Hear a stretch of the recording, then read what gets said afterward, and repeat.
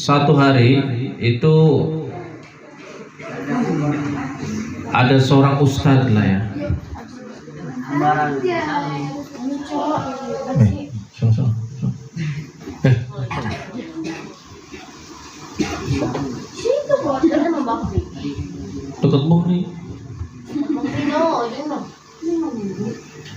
Dikisahkan nih, kisah nyata ya, dan sudah beredar di WhatsApp. Satu hari itu cerita nih, jadi Ustadz itu main ke Panti Jompo, bukan main sih, nengok lah ya, lihat orang Panti Jompo itu. Ini kisah nyata ya, di negeri jiran. Tahu negeri jiran? Negeri tetangga. Wah nggak bener nih, nggak bener.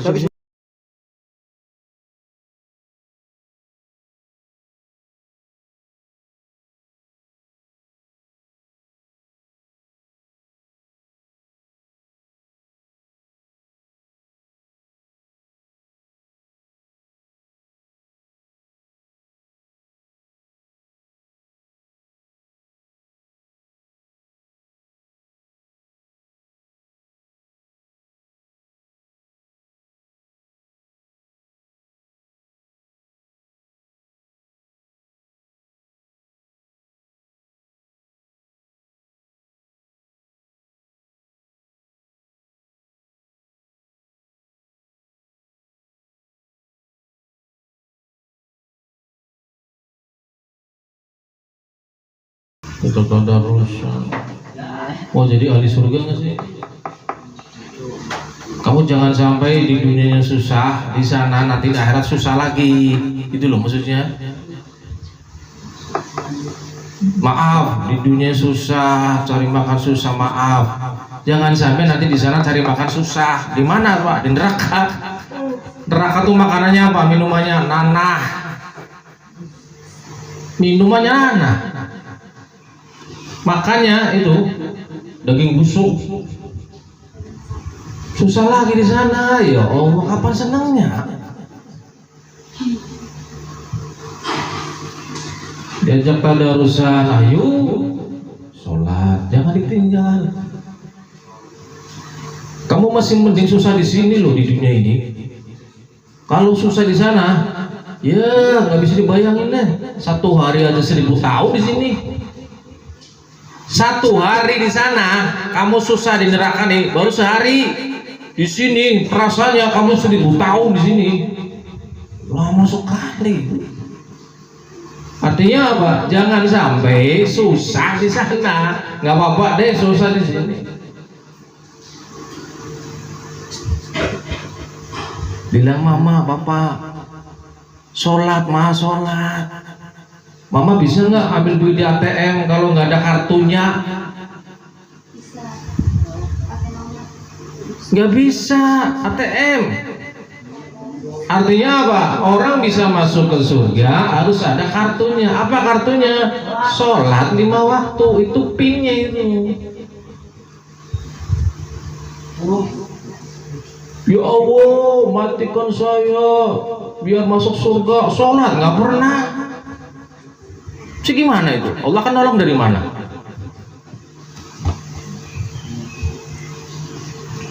Ustadz ini cerita nih, dia datang ke Panti Jompo.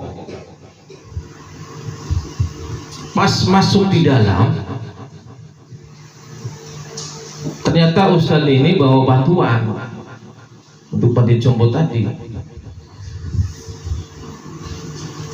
Beli sarung, roti, masuk tuh Panti Jompo tuh.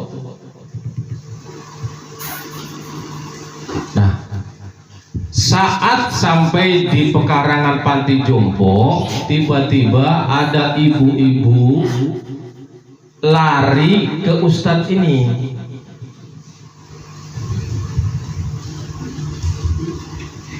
Ibu-ibu tua lah. Dia ada di Panti Jompo sudah lama, ditaruh di situ oleh anaknya kaya raya semua itu. Mendekati itu, Ibu tua ini mendekati.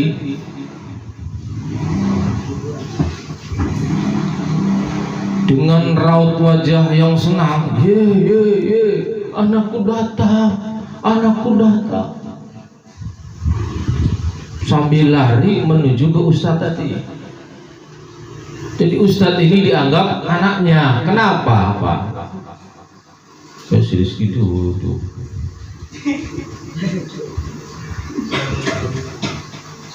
Anakku datang, kayak anak kecil nih.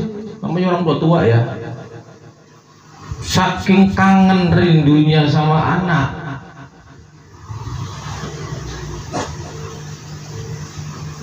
Senangnya aku, anakku datang.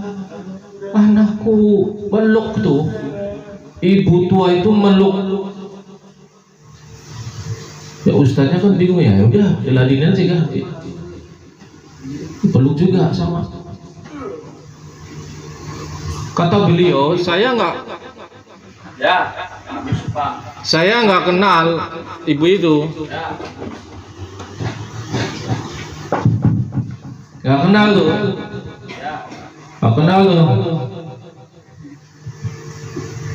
Ibu itu meluk saya katanya, itu cerita tuh ustaznya nih. Dicium itu, padahal bukan anaknya. Itu kangennya, rindunya seorang ibu yang tidak pernah didatangi anaknya di panti jompo. Ibu yang melahirkan, bayangin, ditaruh di panti jompo, tega banget ya. Inilah kurang lebih lah. Sampai rindu orang lain dianggap anaknya. Dicium itu, anak ustadz itu dicium, mikirin anaknya. Lantas berkatalah ibu ini, "Nak, kenapa tinggalkan ibu di sini, Nak? Ibu mau pulang."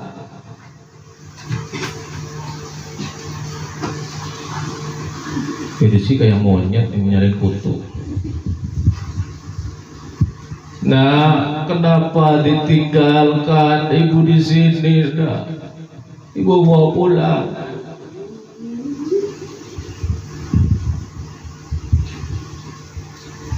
Ibu rindu di rumah kita, padahal dia bukan anaknya. Ceritalah saya waktu itu, kata ustaz ini, hampir tidak bisa berkata-kata. Sini.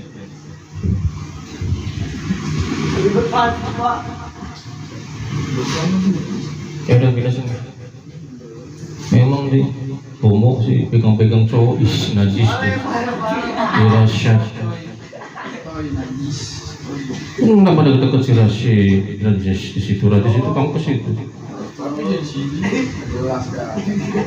Dinaksir nih najis. Hampir tak bisa berkata-kata. Ya Allah, saya coba mengucapkan kata itu. Ya Allah, saking sedihnya merasakan bagaimana ibu ini kangen rindu sama anaknya. Saya orang lain dianggap anaknya gitu, kurang lebih cerita gitu. Kasihan banget tuh, ya Allah, sampai ibunya rindu, kangen sama anaknya. Padahal anaknya kaya raya, nggak mau ngurusi istrinya. Makanya kalau cari istri yang mau merawat ibu lo, maaf nih ya, bahasa kasar nih. Jangan cari istri yang nggak mau ngurus mamakmu. Misalnya baru nikah sama Nisa, misal ini mah, si Bahrul punya ibu sudah tua, si Nisa marahin melulu mamanya si Bahrul. Jangan mau jadi istrinya kalau gitu, jadi istri, jadi suaminya.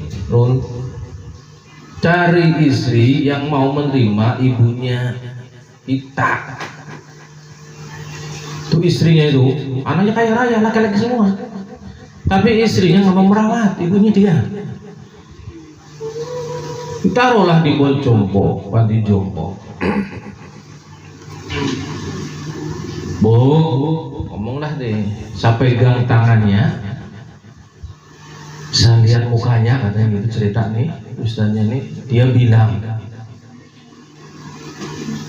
sampai hati nak, ibunya ini ngomong, sampai hati nak, kau tak mengaku aku ini ibu kau. Ya benar memang dia bukan anak. Saking rindu kangennya sama anaknya, kau tak mengaku aku ini ibumu. Bisa bayangkan coba sampai ngomong seperti ibunya itu.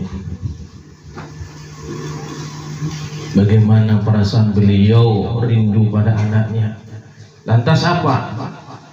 Ustadz ini pura-pura jadi anaknya. Seolah-olah saya anaknya, katanya gitu. Dia bercerita, "Bu, maafkan saya ya. Saya baru bisa datang."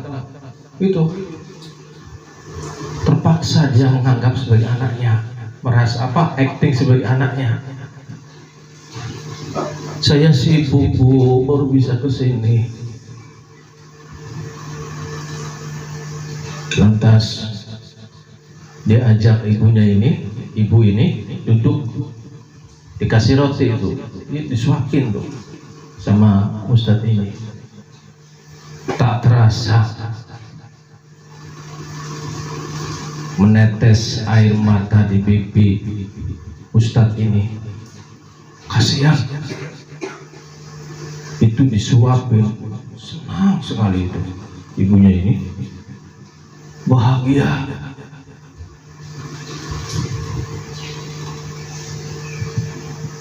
Hati seorang ibu yang rindu pada anaknya,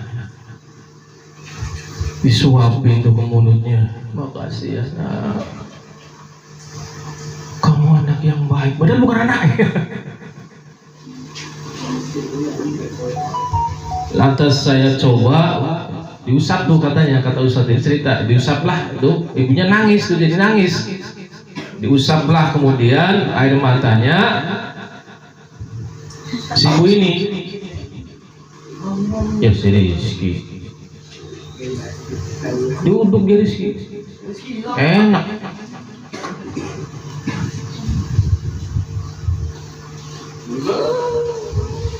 Subhanallah. Alhamdulillah ya Rabbil alamin. Lantas Bu, saya pamit ya, mau pulang. Apa ibunya ini? Jangan ditinggal nak. Kamu tega ninggalin mama di sini.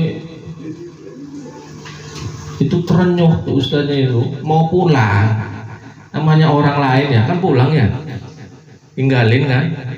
Ibunya tuh nangis begitu. Nah, kamu tega ibu ditinggal di sini.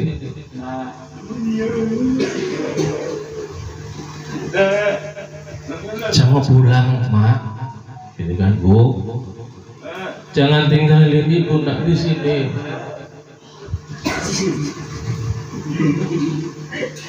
Bukannya didengerin menang ledek, selempar pakai balok sekalian. Oke.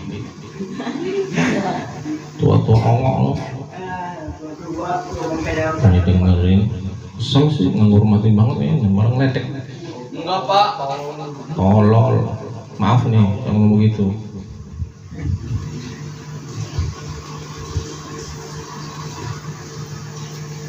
Maaf aja nih.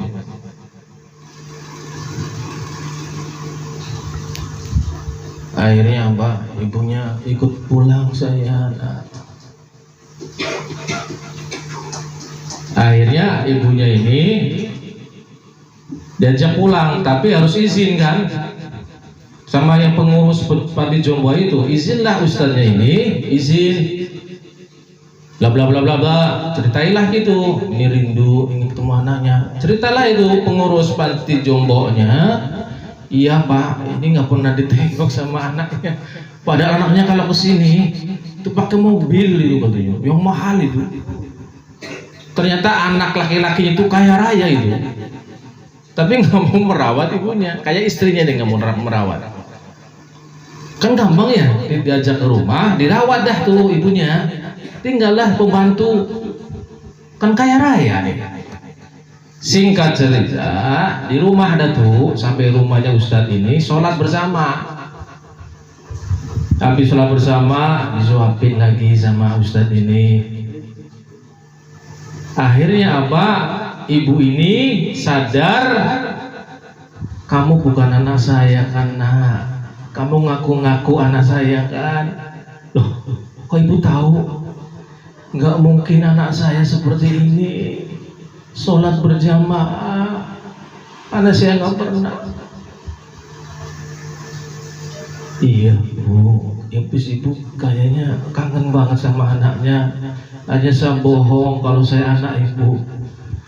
Anak saya nggak pernah begini, nggak pernah nyuapin saya. Singkat cerita, ini pas mau dibalikin ke panti jompo, ini ibunya sudah tua, punya penyakit lah, sakit-sakitan terus. Akhirnya dipanggil oleh Allah Subhanahu wa Ta'ala. Pas dalam perjalanan dibawa ke rumah sakit, mau balik tuh ke panti jompo, jantung, sakit jantung, dibawa ke rumah sakit. Saat sakarat, pesan ibunya pada Ustadz, nah, tolong jangan kasih tahu kuburan saya ya ntar. Kalau saya meninggal, sampai segitunya coba ibu itu pesan begitu. Tolong jangan kasih tahu kalau anak saya nanya kuburannya di mana. Kenapa bu nggak boleh begitu? Sudah ikuti saja pesan saya. Asyhadu an la ilaha illallah. Si ibu meninggal. Dikuburlah ibu ini. Laporan sama panti jompo, ini sakit jantung. Rumah sakit mengakui ini sakit jantung, bukan salah Ustadz. Mau dibawa pulang ke panti jompo, ternyata jantungnya sekalut, jantungnya tuh nggak normal. Dibawa ke rumah sakit, hampir nggak ketolong, meninggal akhirnya. Cuman pesen ngomong gitu, habis itu meninggal. Misalnya apa tadi? Jangan dikasih tahu kuburan saya ya nak. Artinya apa? Ini ibu sangat kecewa sekali sama anaknya. Sampai pesan, jangan kasih tahu kuburanku pada anakku. Kesel sih.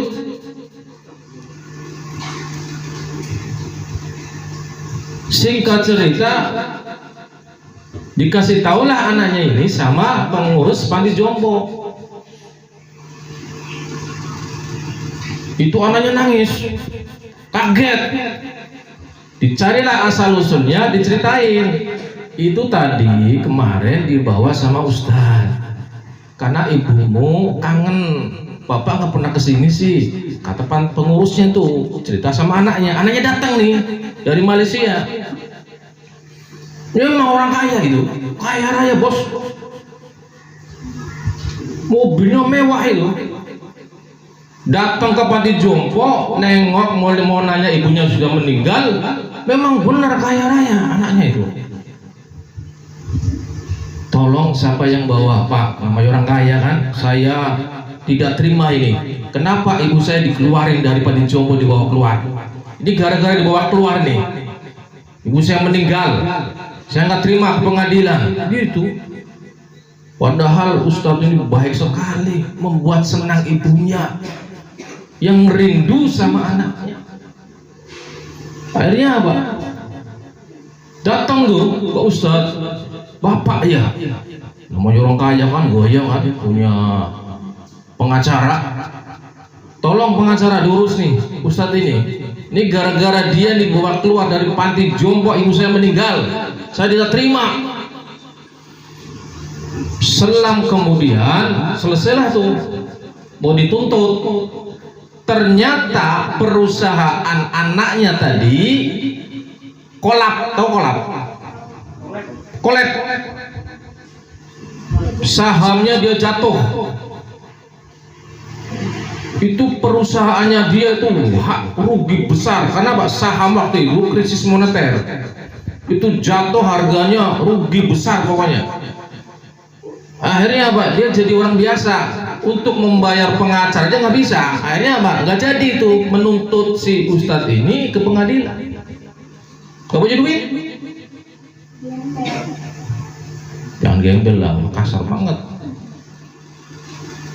Ini pelajaran ya, kisah nyata ini. Artinya apa? Sekaya apapun kalian, kalau tidak merawat ibumu, tunggu waktunya, kau akan bangkrut hidup lu. Gembel gitu pada sekitar.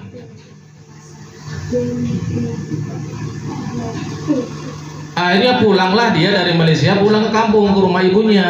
Miskin sih, ditinggal istrinya. Istri itu begitu, giliran kaya nih kita disayang, sayang bener. Giliran miskin nih, dilempar tendang, nana lo pergi lo, udah kere lo sekarang. Gitu, istri begitu loh. Makanya hati-hati kalau cari istri. Kata uang, kata duit kan. Akhirnya apa? Si miskin ini, maaf saya panggil miskin ya, Ismil, datang ke ustaznya. Ustaz, saya nyesel kenapa waktu hidup saya nggak pernah nengok, saya sibuk Ustaz. Saya mau saya ditaruh di Pecombo biar terawat, tapi istri saya menghalangi saya untuk selalu menengok. Tolong Ustaz, kasih tahu kuburan ibu saya ya Ustaz. Karena wasiat dari ibunya jangan dikasih tahu.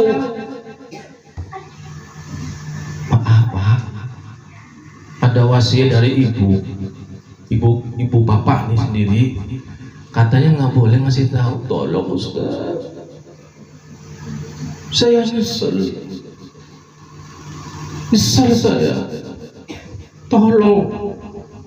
Jadi ternyata ini anaknya penyakitan juga nih. Hati-hati ya sama ibu ya. Kalau kalian orang kaya tidak merawat ibunya, itu aja tuh udah miskin, sakit-sakitan terus ya. Giliran sudah sakit, sudah kere, maaf, jadi miskin, baru sadar kangen sama ibunya. Punya penyakit kronis, tolong Ustaz, jantungan, liver, diabetes, lambung, tolong Ustaz. Sebelum saya mati, saya ingin tahu kuburan ibu saya. Sampai nangis itu. Karena menangis inilah dikasih tahu kuburannya. Nangis, kasih tahulah, diajak ke kuburan mamanya. Di situ tuh anaknya nangis jadi-jadinya itu. Penyesalan yang tiada arti. Nangis itu. Sampai orang di samping sekitar tuh kaget. Ada apa Pak? Udah biarin, lagi meluapkan penyesalannya. Oh, kenapa emang? Ini aku pernah nengok ibunya, saya meninggal. Oh iya Pak. Dari mana nih? Naik kereta. Itu nangis anaknya, namanya nangis. Kira-kira detak jantung naik nggak? Naik. Padahal dia sakit jantung kronis. Di kuburan dia jantungnya nggak normal. Artinya apa? Terpaksa dibawalah ke rumah sakit oleh ustadz ini. Di dalam perjalanan, inna lillahi inna ilaihi raji'un. Meninggal, saudara. Apa pelajaran yang bisa kita petik? Hidup sesibuk-sibuknya kalian, kalau kalian Allah kasih kekayaan, ada ibumu yang masih hidup, rawat. Jangan menyia-nyiakan. Mudah-mudahan Allah Subhanahu wa Ta'ala menjadikan kalian anak yang soleh dan solehah, berbakti sama ibumu, nurut. Jangan sampai tadi itu nyesel sudah meninggal baru nangis. Subhanakallahumma wa bihamdika asyhadu an la ilaha illa anta astaghfiruka wa atubu ilaik.